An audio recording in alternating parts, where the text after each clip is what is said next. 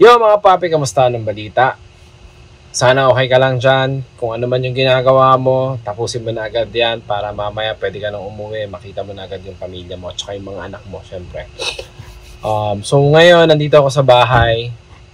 As usual, wala naman akong work, pero meron akong small business na pinapatakbo. Um, Actually, di ko masabing negosyo pero pwede na din. Pero para lang akong freelancer na graphic designer. So, we help businesses to promote their products or services online. So, sa makatuwid, isa akong social media marketing achuchucho na, basta yun, social media ako, na nandun ako, gumagawa ako ng mga graphics and videos for social media.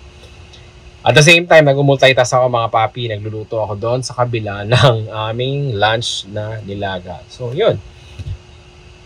Kaya ako nagko-content ngayon kasi walang tao dito sa bahay, nasa school yung mga anak ko, nandun din yung misis ko, binabantayan yung bunso namin kasi ayaw pa niya talaga magpaiwan. I'm not sure kung bakit. Pero all goods naman. Hopefully malabasan ng bunso ko yung adjustment sa school. So anyways, actually mga papi, kaya ako napa-content ngayon dahil kanina habang nagbabrowse ako ng social media, may nakita akong content about sa functional depression.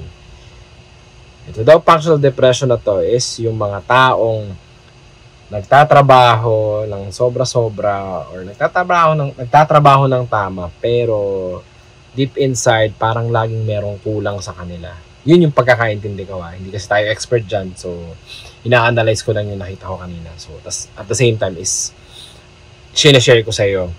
So, yun nga. Sabi niya, functional depression daw. Yun yung mga tao nagtatrabaho tapos feeling nila parang may kulang sa loob nila or sa something na ginagawa nila.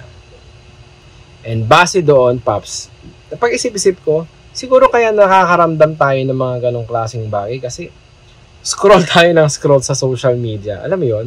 Kada isang scroll natin, kita natin yung tropa natin nasa ibang bansa, may bagong bahay, may bagong kotse, bagong girlfriend. Alam mo yun? Bago cellphone. Lahat ng karangyaan sa buhay nasa social media na kasi. Ito mga papi, sasabihin ko sa inyo. Itong social media na to is double-sided sword to. Mapapasaya ka nito sa mga nakikita mo sa mga ibang bagay, pero at the same time, masasaktan ka din. Kasi tatamaan ka talaga ng inggit . Nakita mo naman, di ba? Ikaw, hirap na hirap sa pagtatrabaho, pagko-computer, araw-araw, tapos yung tropa mo, makikita mo, magiinom lang dun sa isang tabi. Di ba? So, dapat kontrolado natin yung pag-scroll natin sa social media. Saka hindi lahat dyan totoo, mga paps, maniwala ka sa akin. 110% trusted and proven talaga, hindi talaga totoo yan. Ito mga papi, sabihin ko sa'yo, hindi lahat ng nasa social media ay totoo. Imaginein mo, kung nag-scroll ka, nakita mo yung tropa mo na meron siyang bagong kotse, pero alam mo sa sarili mo na saktong empleyado lang naman siya. Tapos, hindi pa ganun kataas ang sahod. Sabihin mo nang meron siyang 30 o 40K a month. So, imaginein mo, posible na kinash niya yon kasi may naipon na siya for a long time na nagtatrabaho siya. Or, kinuha niya yun as installment. Diba? So, kung titignan mo maigi, ang sasakyan na kinuha is liabilities. Ang ibig sabihin ng liabilities, hindi siya mag-generate ng pera. So, magagastosan ka talaga ng pera. So, una pa lang dyan, parking, maintenance, pag na-aksidente or nabangga, diba? Papagawa mo yan, kukuha naman pa ng insurance, diba? Tapos, monthly installment. Diba? Aray ko, sabi nga ni Malupitan. Ang sakit talaga nun, Pops, pag iisipin mo. So, hindi mo kailangang mainggit kung may bagong sakyan yung tropa mo. Parang ganun lang kasimple yun. Kung bagong bahay, pwedeng ganun din. Or bagong telepono, ganun din. Unless na yung paggagamitan mo ng pera is yung mag-generate sa'yo ng another pera. Alam mo yun? Diba? So, basta papi, tandaan mo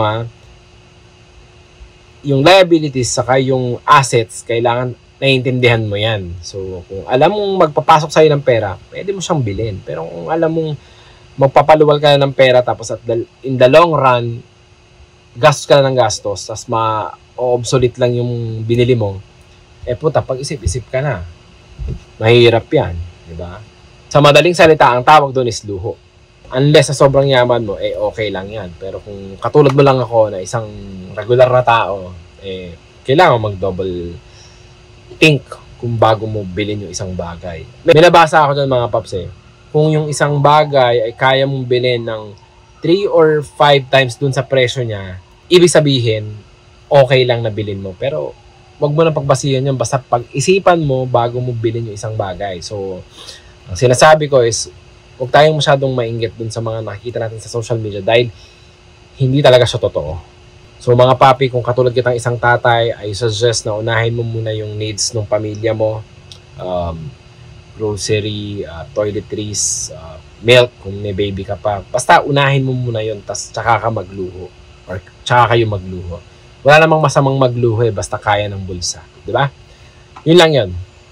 At huwag kang masyadong madedepress, papi. Tandaan mo meron palaging one move for the king. Ibig sabihin nun, meron pa rin isang move para sa'yo si Lord. So, have faith. Tibayan mo yung loob mo para sa pamilya. Huwag ka makakasakit. Ingatan mo yung sarili mo, mga paps. Laban lang para sa mga tatay na katulad natin. Palag lang tayo kahit masakit yung mga likod natin. Okay?